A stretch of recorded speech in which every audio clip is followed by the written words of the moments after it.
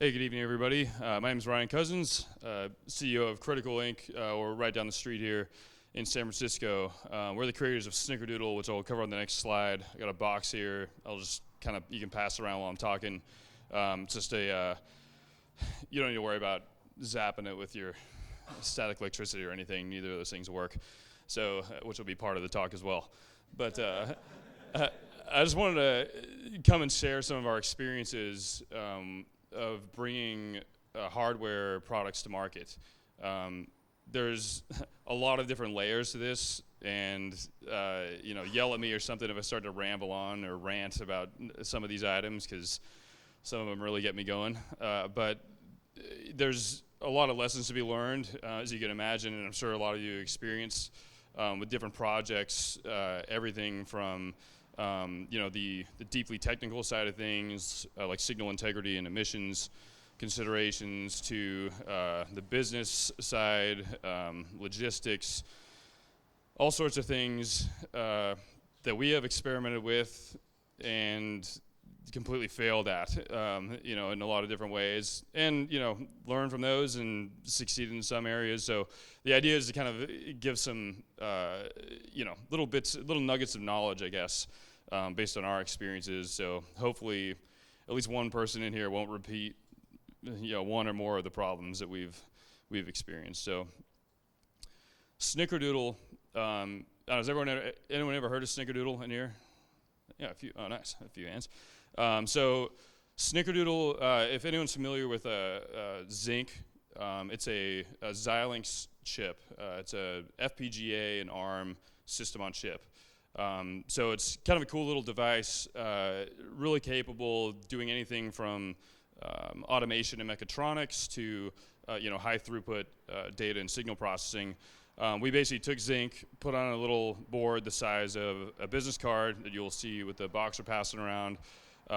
So it's a little system on module with Wi-Fi, Bluetooth, and some memory and all that good stuff, and a whole bunch of I/O. There's 180 I/O on this thing that you can reconfigure with software. So it's a really neat little development platform. We have a few customers who are now using it in volume production for professional, like broadcast video applications, some underground utility localization, a whole bunch of different things. So anyway, check it out. Anyway, you can I'll give you some URLs later, but we just launched a new site you can check out and, I don't know, see what you think of it. So here's what I'm going to cover today. There isn't really anything. It's unfortunate I didn't go first because my presentation looks a lot worse than Sarah's did. But I'll just kind of run through real quick what I'm going to cover. So one is the technical side of things, some kind of general considerations. Not going to get too deep into any one of these areas because there isn't a lot of time, obviously. Logistical issues. One of my favorite topics is supply chain management, which, obviously Supply Frame and the fine chips and all those guys could probably, share some wisdom about. Financial woes, anyway, I'll get into that. That's probably the biggest stressor, I would say, with any of this stuff. And then logical problems, so it's more kind of like decision making, how you go about making determinations on what you're going to work on, how are you going to launch, different things like that. So kind of run through each one of these things. So on the technical side of things, it's funny, the mention of wiggle traces, spaghetti traces, whatever you want to call that. Well, I wouldn't necessarily recommend just spraying those all over the board, although it's really cool that you did that. It's interesting because there are some unique situations where that can come in handy if you're dealing with some signals that are very sensitive to interference, like video signals. Using wiggle traces to cut down on the number of sharp cuts that you're making in your traces can really help. And if you can wrap those in coaxial ground stitching, all sorts of other things, that the signal integrity is something that often gets overlooked, especially early on in the design process, and it can crush you. The Pi Smasher board, which is the base board that we're passing around here, has been delayed a couple of times because of signal integrity issues with the video interfaces. and it's sort of when you're providing a platform that is a video processing and networking platform, and your video has signal integrity issues, you don't have a product. So it's a really tricky thing to and I won't get into all the ins and outs, all the different areas of concern there, but paying attention specifically to the high speed signals, the clocks especially are really important to get the traces right on those. A lot of this stuff's going to be a little bit high level, but I'm happy to obviously discuss some specifics with people afterwards. But this kind of also plays into emissions, especially with some of these high frequency video interfaces. I have a whole separate slide, I think might be the next one, on emissions.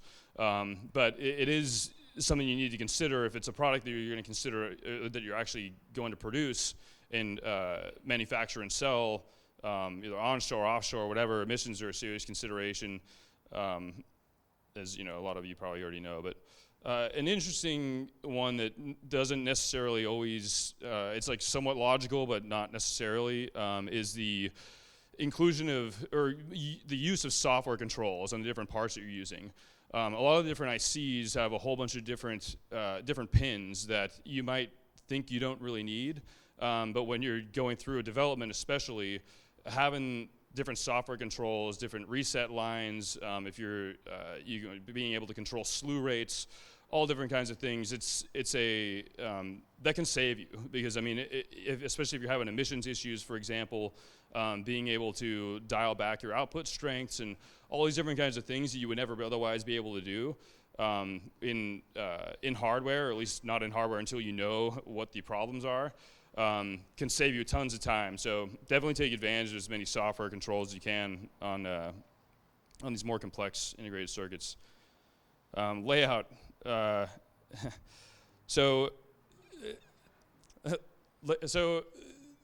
I'll put it this way, the cost, for the most part, unless you're making a cell phone, for the most part, adding a layer is cheaper than pretty much doing anything else.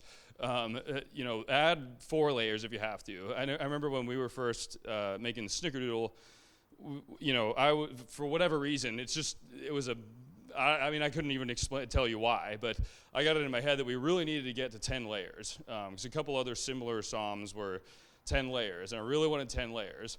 And we ended up using 14 layers, and I fought that, and I honestly, to this day, don't know what the hell is wrong with me, because the cost of adding 4 layers on a board that size is like 30 cents a board, So but the costs of adding all the crazy stuff that you have to do to jam this thing into 10, like 4 fewer layers or 6 layers or something, is not only costly from a manufacturing standpoint, but is also costly, as you can imagine, from an actual layout standpoint, design standpoint. Because the layout guys love that stuff. They love the challenge. They want to just jam as many things into a small space with no resources at all. It kind of describes engineering in general, I guess. But don't do that. Just add layers. Just tell your layout guy, forget that. If the question even comes up one time, just add as many layers as you need. The more grounds and power planes, the better. Stack up. Get a stack up first. Go to your fab shop, especially if you're going to go offshore, and tell them what you want for a stack up and have them give it to you, and then start your layout. So many times you run into these issues where you get either all the way done through or halfway done, whatever, through your layout, and then you realize you can't meet the trace and space requirements that the fab house has. And then you're going to have to go right back through and reroute a bunch of traces or resize things. It's a disaster. So it's just a bunch of, there's no point in spending that time and money doing that when you can just by shifting the order around of stuff, saves you tens of thousands of dollars in the long run.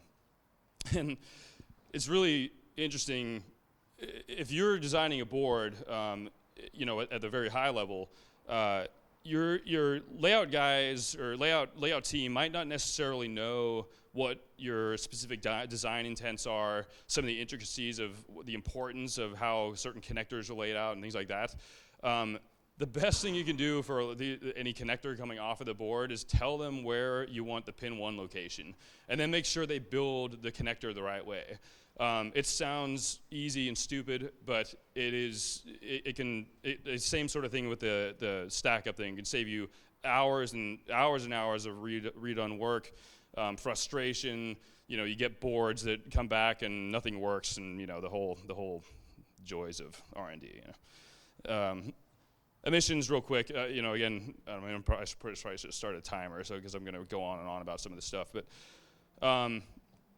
emissions, don't wait until the very end to start emissions testing, because you're going to screw it up no matter what the hell you do. Some products, maybe that's not the case. If you're doing a video product, anything with RF, it's going to be a disaster. So, the second you get a product that works, go take it to the lab, get it tested. You're not going to pass the first time. Come back, change the design, do whatever you got to do. If you get all the way, you get through 5 revisions of your product, and then you go to you're a week away from when you want to start manufacturing, and you just think you're going to throw it in the lab and say, well, yeah, we just need someone to sign off on this. That's not going to work out. You're going to be working on that thing for the next 3 months, trying to go through more hardware revisions, and it costs money, time, all that kind of stuff. So anyway, another pain point: emissions. Do it early if you can. Technical reviews are this is another kind of one of those things that seems obvious but isn't usually practiced. Do a lot of reviews early and often. There's no real point in just throwing everything over the fence to the schematic or layout team and just saying, well, come back when it's done, or when you're ready for me to take a look at it, because the chances are they're going to start, and then about a day in, they're going to start doing something that you don't know they're doing and that you don't want them doing. You're going to, again, bunch of time and money wasted for no real purpose. And the more inclusive you can be with your whole design team when you're doing that, electrical, mechanical, layouts, even the software engineers can be really valuable. Because like I mentioned before, they might be working on something before you even start the hardware design process, where they realize, well, yeah, it would be really actually handy to have these controls in place. The hardware team might not even think about that. Like, well, we don't need that pin. It's just taking up another I/O. It's pointless.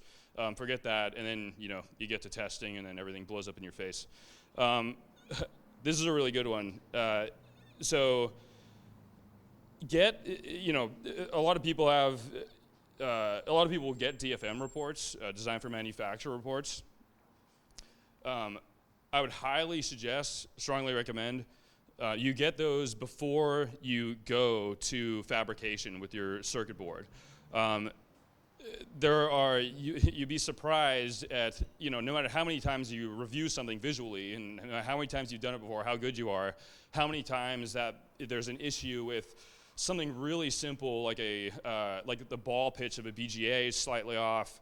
Maybe the pins are slightly off center from the mechanical mounts of a connector. The wrong package size of a passive. There's an infinite number of things that you will miss. I guarantee you'll miss them, because we're pretty good and we miss this stuff. So you're gonna miss it. But if you go to the DFM, the people who are actually going to assemble your board, and say, hey, tell your engineers to take a look at this. Let me know what issues you come back with. If you do that before fabrication, well, you just saved an entire revision of hardware, because they're going to tell you, yeah, this pad needs to move over here, this and that. Have your layout people go back, change that stuff, even if that delays, going to fab by a week, because everyone's just freaking out because we're running behind schedule, and which just always happens, and all the same ridiculous things. It's totally worth it. Time, money saved, all that good stuff. Do that. Yeah, logistics. The supply chain. It's. I could go on the entire time about this. It is terrible. So I think probably one of the most frustrating parts of dealing with the supply chain is this assumption that you obviously care a lot about what you're doing, and it means the world to you and all that kind of stuff. And you kind of expect, if you're doing something that is going to change the world, or it's the greatest thing since sliced bread or whatever, that everyone else is going to be as interested in it as you are. Well, none of them care. So, and the least of which is the supply chain people. So what the experience you'll probably have is you'll call up a distributor, vendor, or whatever. Well, distributors. Vendors are usually okay. Distributors are the problem. You'll probably call up a distributor and say, "Hey, I got this great new project. We're going to sell 10,000 a month, and it's going to be, you're going to get all sorts of business from this." So they'll send out their reps, and they'll bring out their district managers, and they'll basically come into your office for half an hour and say, "Yeah, we're here to support you. We got you all the way. We'll do everything you need." The honeymoon period will last about 2 weeks, and then you'll get the one rep who you'll kind of work with for a little while longer. Then all of a sudden you realize your rep has quit, or you've been handed off to another team internally, or any one of these things. Now you have to call the general sales office to get quotes. Once that starts happening, it's over. Like you may as well. I mean, it is one of the worst experiences I've probably ever had dealing with distributors, because the responsiveness is not what you need or want it to be. There's all sorts of issues that you come across with regards to actually getting the parts, which may or may not be obvious to some people. But when they're right now, the economy is doing supposedly pretty well. There's a downside to that, in that if the entire world is building so much stuff that they're using up every single capacitor and resistor in existence, what the hell are you going to do? Is some person working in your garage with $50 in your pocket, Samsung or whoever has got 6 million capacitors on back order for the next 2 years. I mean, I've had long quote lists come back saying, legitimate lead times of 2020 is when you can expect this line item to come in for like a tenth of a penny resistor. I'm like, well, anyway. So and the other issue of that is you're going to wait longer for everything, so everything's going to take longer, which costs more money and all that good stuff, and you're going to pay more. So there's really nothing good about this entire situation, but just be aware of it because you're going to be disappointed. So sales channels. Probably a little bit less, it gets my blood boiling a little bit less, but keep in mind that the sales is just the beginning of the process. How you have to figure out, well, once, I guess it doesn't really come through very well. It looks better on the screen here. But, whatever.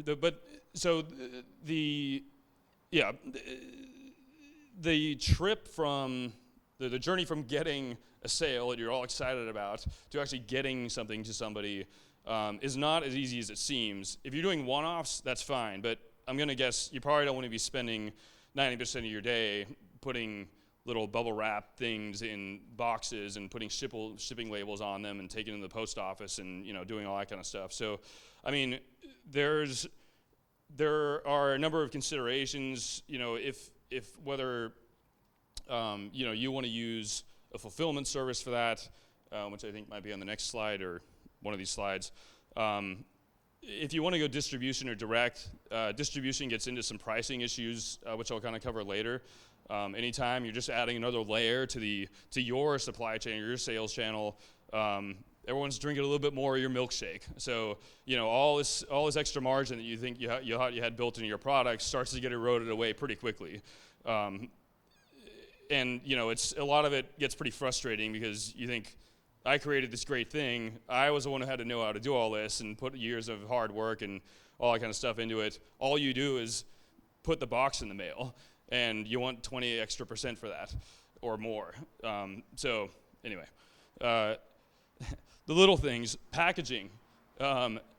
Packaging is, it's not, in the grand scheme of things, it's not that difficult.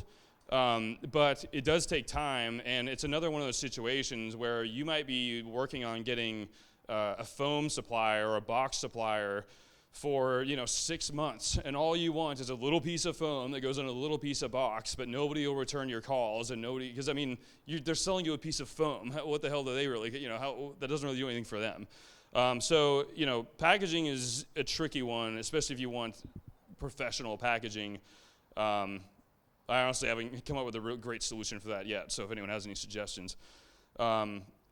Again, the logistics of getting something from, going from a sale, getting that product from your warehouse to somebody's front door, you got to think about fulfillment and all the steps along the way that requires that, shipping, insurance, and all these different kinds of things. And the last point here that isn't necessarily a showstopper, but it's something that usually gets overlooked for a long time, which is, what are your policies on returns? How do you handle exchanges? I mean, those are kind of things that get more into the kind of the customer experience, more so than just getting your product out the door and into people's hands. But as your customer base grows, those become bigger and bigger issues. So at least don't put it off too long. I'm sure, you probably won't do it until you absolutely have to, but, whatever. So take that for what it's worth. Yeah. So money, this is my probably second favorite topic, to the supply chain. Yeah, you don't have enough. I mean, I don't care who you are, what you think you're doing, unless you have some bottomless pit full of money, you do not have enough to start and run a hardware company. There are going to be, you're going to go through so many different revisions of the hardware. Again, no matter how good you are, of course, the simpler the product, the better. But if you're doing something, pretty complex and substantial, a lot of people who are not in the business of making hardware or designing hardware don't fully appreciate or understand that, and get pretty frustrated when you say, hey, if you were to design a software product for somebody, and, how many pieces of, software programs have you written that were absolutely perfect and bug-free the second you submitted them? Like, I mean, if you say more than 0, you're lying. So, I mean, it's not, the fact that happens with hardware shouldn't be that surprising, but of course, because it's like physical money, actual money you have to pay for a physical product, it's completely different. And if you mess up hardware, you're just a complete moron. So I think that's like it does cost money to make hardware, so it's more than you just sitting in your sweatpants eating Cheetos all day. You got to produce something. So, there's plenty of that too, so don't worry. And time equals money, because not only are you spending money on actually producing something, but it's costing you more time. So, it's, even if you don't value your time at anything, which you probably should, because you could always be doing something else, probably that isn't free, it's, anyway, you get the point. It's kind of an old adage, but pricing, I won't even bother really going into this that much, because you're going to screw it up anyway. No offense, but you're going to underprice your product, and there's basically no chance that you will overprice your product out of the gate. I'll put it that way. So you might get it right or close enough to right to not bury yourself, but the fact of the matter is, if you do this long enough, or really even if you don't, you start realizing all of your assumptions are wrong. A big problem, a big issue that we had, I guess this should mix in some of our terrible horror stories and all this. One of the pricing was probably our biggest issue out of the gate, and not necessarily so much because it was priced based on our assumptions. I guess I'll put it that way. So we made overly optimistic assumptions on volume and our ability, either our ability to negotiate or other people's willingness to accommodate our requests. That every single nickel and dime, which you're going to lose every single one of those battles, adds up to you're selling a product at a massive loss. And as you can imagine, I'll get into crowdfunding later, which is another ridiculous topic. But all these costs pile up, and hidden costs that you wouldn't even really think about, well, because they're hidden and all, are really add up, hit your bottom line. When you didn't really have a significant budget or a runway to get yourself off the ground, things like manufacturing yields and insurance and shipping, even like shipping components to your factory, and then having them ship stuff to you. All these little things. I mean, depending on what kind of margins you're working with, which are probably going to be pretty low because you already screwed up all the pricing. That they add up, and it adds up enough to the point where it completely chokes you. And surprises. Coincidentally, this morning I got our first note of, I'm sure many, from one of our distributors that apparently LEDs are on a list of 801 electronics components that now have tariffs on them. So our LEDs are going to be, I don't know, 20% more expensive. For LEDs, who gives a shit? I mean, they're whatever, 5 cents anyway. But who knows what's going to happen? I mean, I haven't looked at the entire list. Unfortunately, I didn't have time to read it. But I'm going to guess there's going to be more than one 5-cent component on our product that's going to end up costing more. So the margins just vanish into thin air, and it's great. So, investors. So here, you came up with a great idea. You got a great business model. You've talked to some maybe investor friends of yours, and they said, "Oh yeah, just it's hardware. Hardware's hard. Whatever. This standard ridiculous line that everyone feeds you." They say, "All right, well, you need to build a prototype, and then once you have a product, you go and get sales, and then once you have sales and you prove you got traction, well, then of course you're a great investable company." But the answer's still no. We're not giving you money. Whatever the myriad of reasons are, it doesn't really matter at the end of the day. As much as you might hate them or be upset about them, you're not getting the money anyway. Possibly my number one piece of advice for anyone going into a hardware project of like a significant scale, get the money first.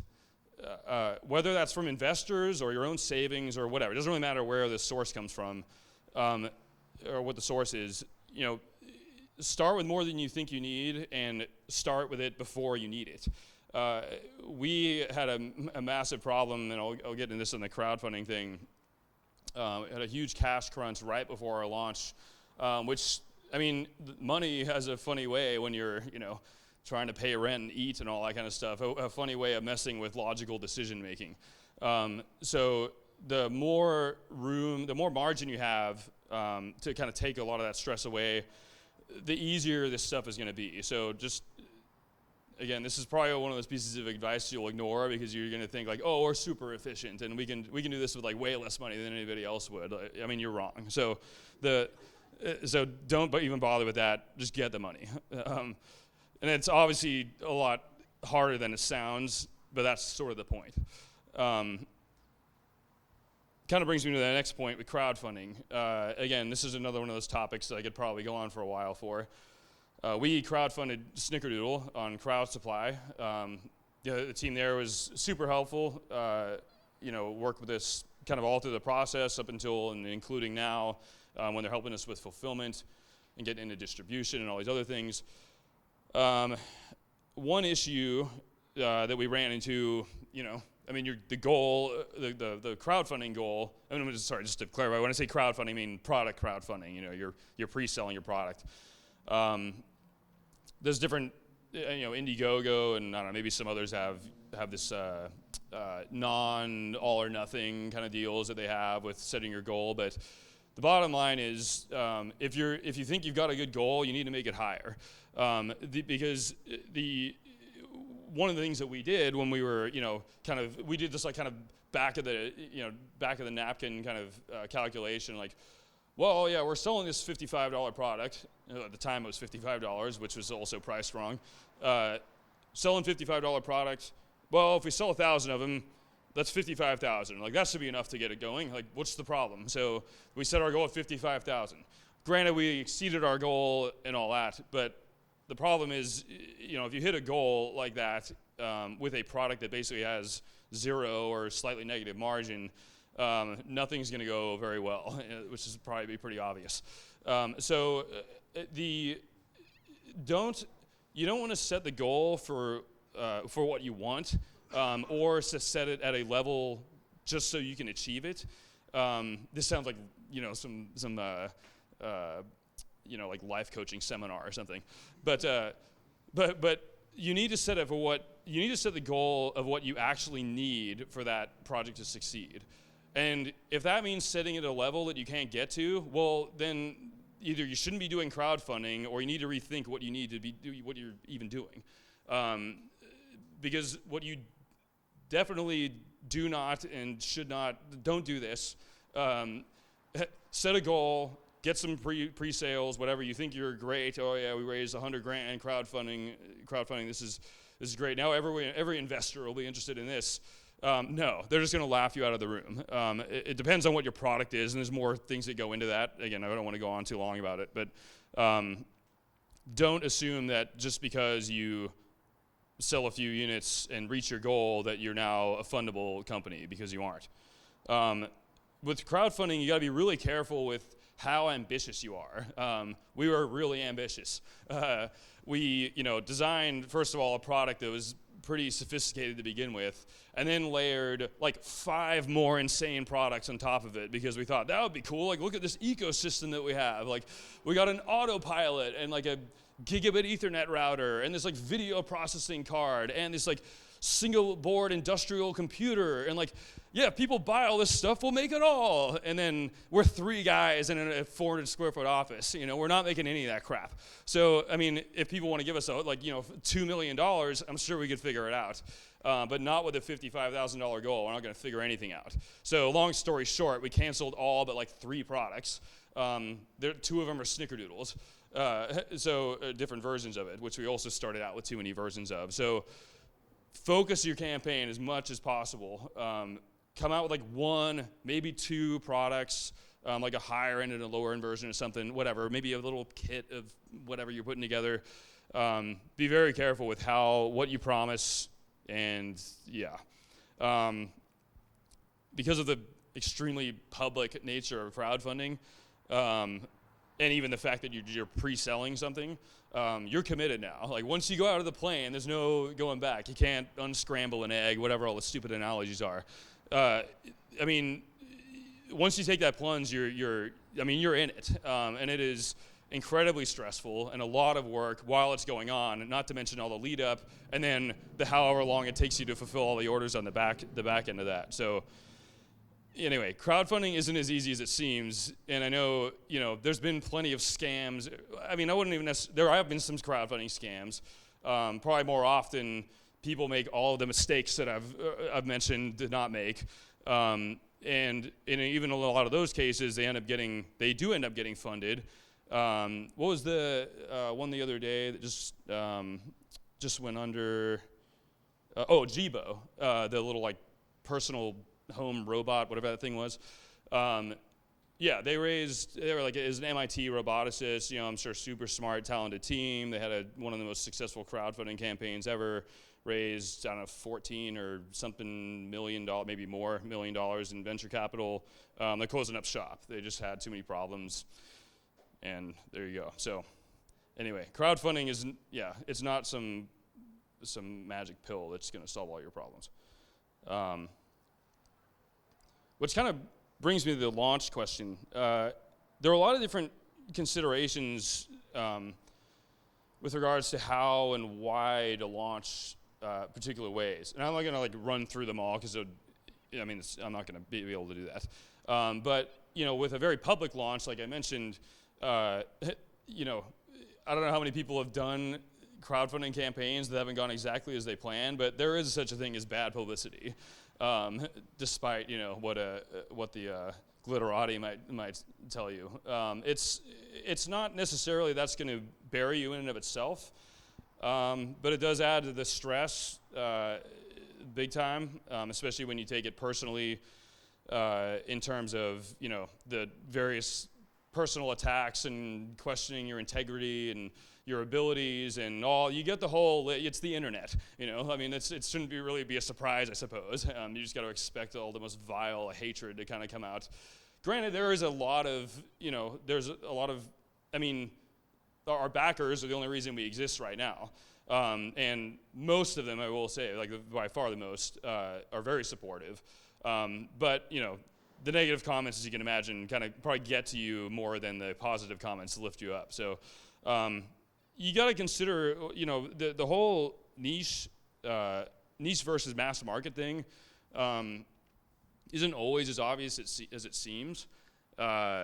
Even Tesla didn't start with the Model 3.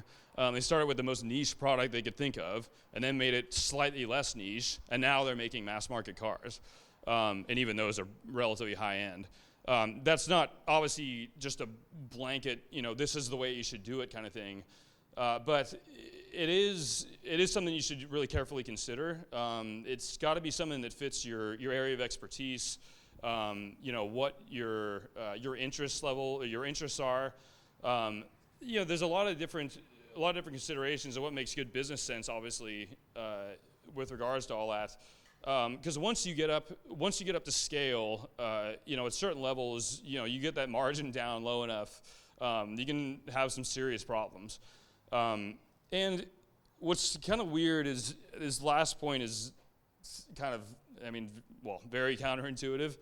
But I will say that sales aren't necessarily always what you want. I think it might have been Silicon Valley, the series on HBO, where they're like kind of cavalier investor says, what do you like? Who said revenue? What is that? Like, no, you don't. You don't put revenue on it because then you fix a dollar number to it. When from an investor perspective, it's kind of interesting because you think, like I was saying before, you got this whole plan of I'm going to build a product, start selling it, get some revenue, blah, blah, blah. That'll make me a more valuable company. That's not necessarily how an investor is going to think, because they might actually pin the amount of money that you've sold or the amount of product you've sold so far, the amount of money that you've gotten. They might pin that to, well, here, that's what your potential is. Maybe you've saturated the market already. How am I supposed to know? Like, is this what the market wants? What does your customer profile look like? So if you are going to raise money, and sometimes even if you're not, you don't necessarily want to just go out and start selling product. Again, I know that sounds weird, but I don't know how much time there is left, but I don't want to go all into the nuances of that. But it is something you should consider, especially in the case of if you are pitching investors and even for that matter customers. Starting with the concept and pitch, presentation, and value proposition, and blah, blah, blah. Going through all that whole exercise first before just sell. We got a product, now we got to sell it. Anyway.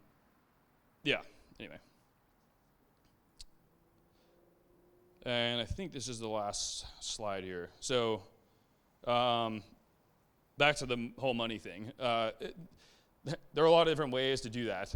I probably would not recommend relying on contracting to pay the bills. One, because it doesn't pay that much of the bills, and two, one of the biggest issues is there was a couple things. So one of the things that we did, and are continuing to do out of necessity, is our product, our core product, Snickerdoodle, the idea, the general business model, whatever you want, product model, whatever you want to call it, is you're building your product around our product. So what we're providing is like the brain, kind of the core thing that powers your system. You're responsible for figuring out what you want to connect to it. You want to put some video interfaces on it, some sensors, motors, whatever you're doing. Our brain's going to go into your product, and then you're going to sell a bunch of your product, and you're going to buy our product with it. So the model for us is, well, we can help you develop your product. So we can help with the consulting and engineering and the product development and emissions testing and all the random stuff that I ran through the first part of this, which is a good idea in principle. The problem is that you kind of end up getting stuck because especially if you have really limited resources, you spend so much time building someone else's product that you're kind of putting, all your eggs in one basket. If this product doesn't work out, well, we just wasted or sacrificed however many months, or in some cases years, of opportunity for us to build our own company and increase our own sales and really build value into our own product and business. That, that's fine. It can be fine if it works out, but if it doesn't, and the customer, your consulting customer, gets to the end and said, "All right, great, we're ready to launch. Now we're going to really start building. We're going to buy 1,000 units a month, and we're all going to win here." And then 2 months in, they're like, "Oh well, we're out of money, or whatever reason, we can't build the product anymore. We got bought. We got whatever laundry list of reasons. We're canceling this thing. See you later." Well, what did you get out of that? You just kept the lights on for however long, and then now you don't have any sales. So, there's the other side of it is, obviously you can kind of very easily do that to yourself. There's some things are sort of obviously intertwined, but I think a big thing you hear, for example, with like government contracting is you got to be careful because the government waves this big check around in your face, and it seems all great. But you might be building something that's completely tangential to what you're actually trying to build as a business.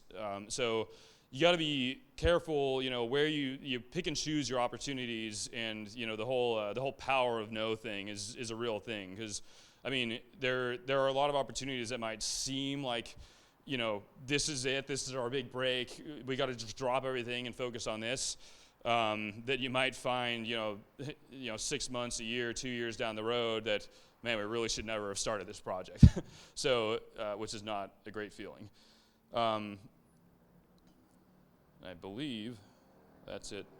So, I mean, there's obviously like a lot more that I could go into here with, I don't know how we're doing on time, but a lot more I could go into here. I mean, obviously more than happy to answer everyone's questions. My email, I don't know why I put my Twitter handle on here. I never tweet anything. So my email is my last name, Cousins at critical.com, whatever. You'll figure it out.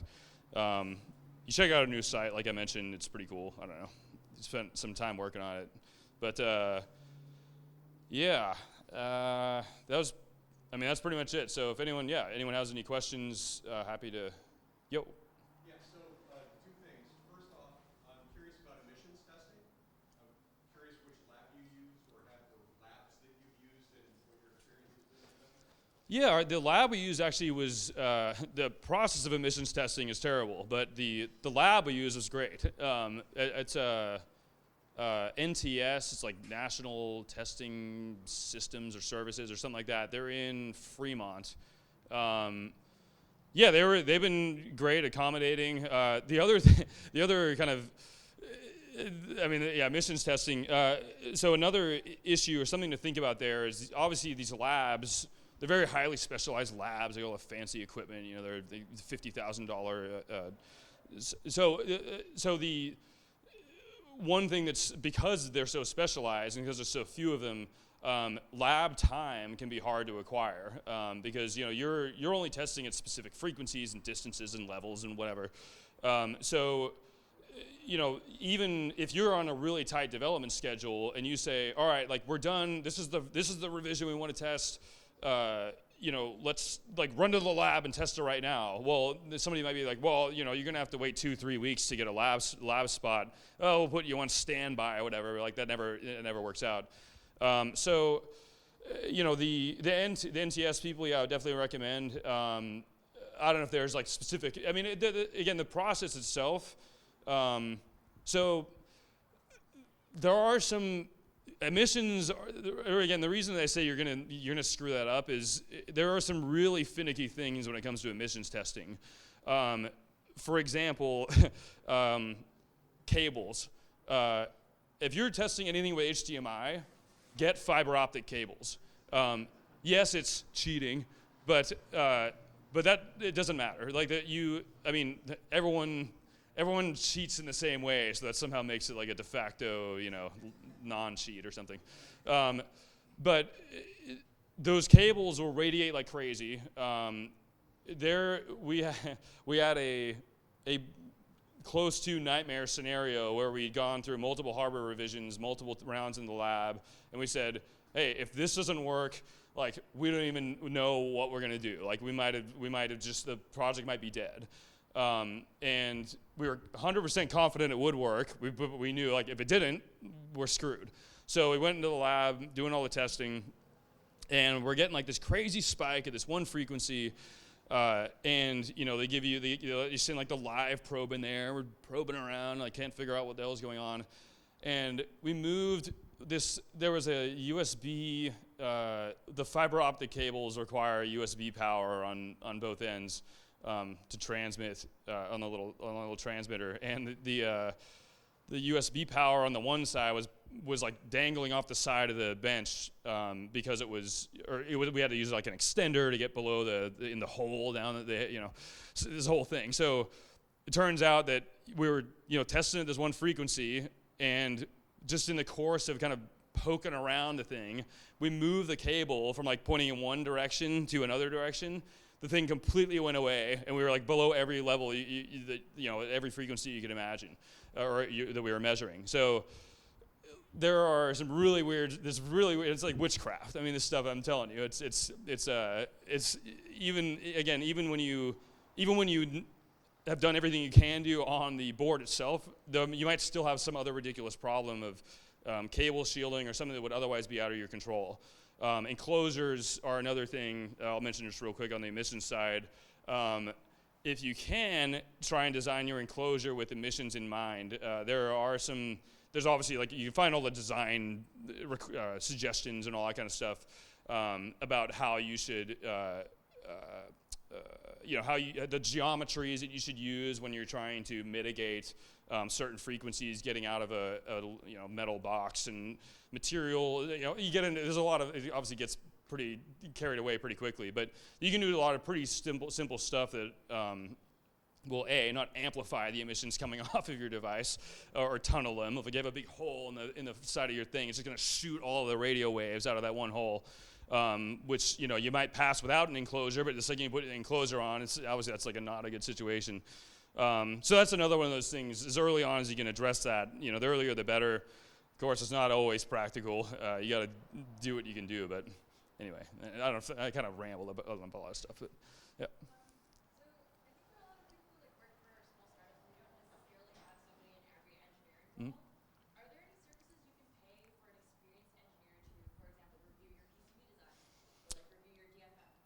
Yeah, absolutely. So the question was, can you pay people to help you with some of this stuff? And the answer is absolutely. So to your point about not only is not having people specialize in certain fields an issue, but tooling limitations are also an issue. Having your PCB design tool, might be expensive in your mind, but you might have to have a $50,000 add-on for the signal integrity part of it, or some emissions thing or something like that. So the tools themselves are highly specialized and expensive. So usually you can say, hey, we got this design, here's kind of the scope of it. If we send it to you, how much is it going to be for you to take a look at it and give us a report and come up with some design changes. The emissions labs will a lot of times help you with at least some of that stuff. They're not necessarily experts in like all these different areas, but they have seen a lot of things that haven't worked in the past. It's we've never used, I don't think we've ever used outside consultants to do that kind of like hardcore signal integrity analysis, for better or for worse. I mean, maybe if we had, we would have saved ourselves some time and money. But I would work at the lab. I mean, they charge you kind of a lot by the hour, but it can definitely be worth it, because they'll point out little stuff, like the spacing of like the solder joints on like around like a shield for like an unintentional emitter, and some other random stuff that you wouldn't necessarily, positioning of ferrite beads and how they shouldn't be like the same distance apart. They should be, it's stuff. There's a lot of stuff. I mean, there's a gigantic laundry list of stuff that is really good to have consultants you can like bounce ideas off of. So yeah, I'd definitely recommend that. And the earlier on you do that kind of stuff, the better.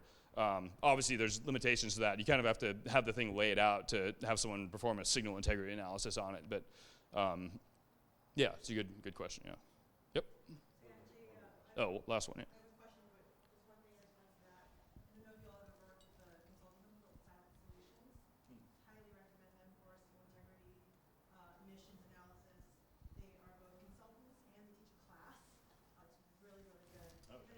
Silent Solutions is a plug.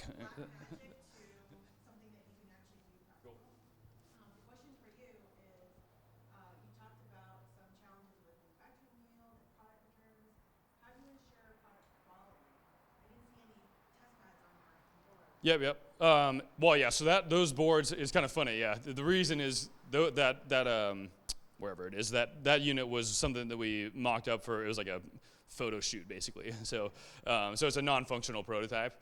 The actual boards have a million test pads all over the place. But we do. There are a number of different ways to do that. The question was about testing. What do we do to test? We perform a 100% functional test. So we test all the I/O on the board. This is all. That is another actually pretty good point. Is that's it's clearly something you have to consider during the development process. Because if you just wait until you have a bunch of product to figure out how you're going to test it, well, there goes another 3 months. So there's some fancier stuff like bed of nails testing and flying probe, and some of this stuff it's kind of. It depends on kind of the scale of manufacturing. Obviously, your budget is a factor with some of that stuff. How much coverage you need. If you're doing something like medical devices, you probably want to do like at least a flying probe, if not a bed of nails test. Those fixtures cost. The bed of nails tests are pretty expensive, but it'll give you full electrical coverage. From a functional test, obviously there's some like regulatory requirements and stuff like that, but. We do like a 100%. We do on our 100% functional test on every single product. So it's not like we're not taking samples and doing something doing some statistical whatever. Every single board it gets tested. The I/O gets tested. Booting it, writing to and from the SD card, doing a wireless test, do like an iPerf 3 or whatever for wireless.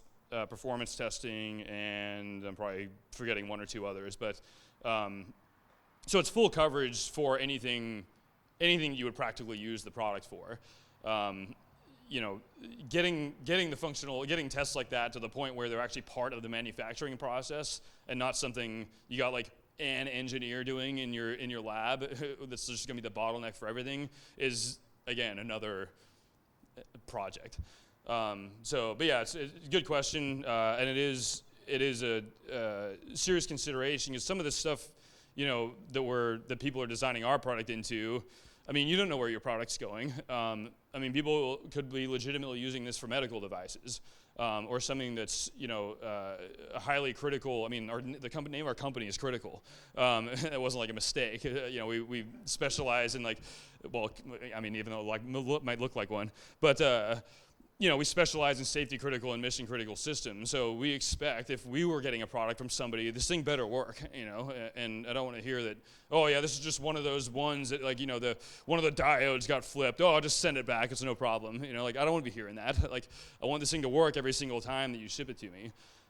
So for us, performance, reliability, even aesthetics, are all really important because it kind of shows the level of professionalism that went into designing it and producing a good product at the end of the day. So.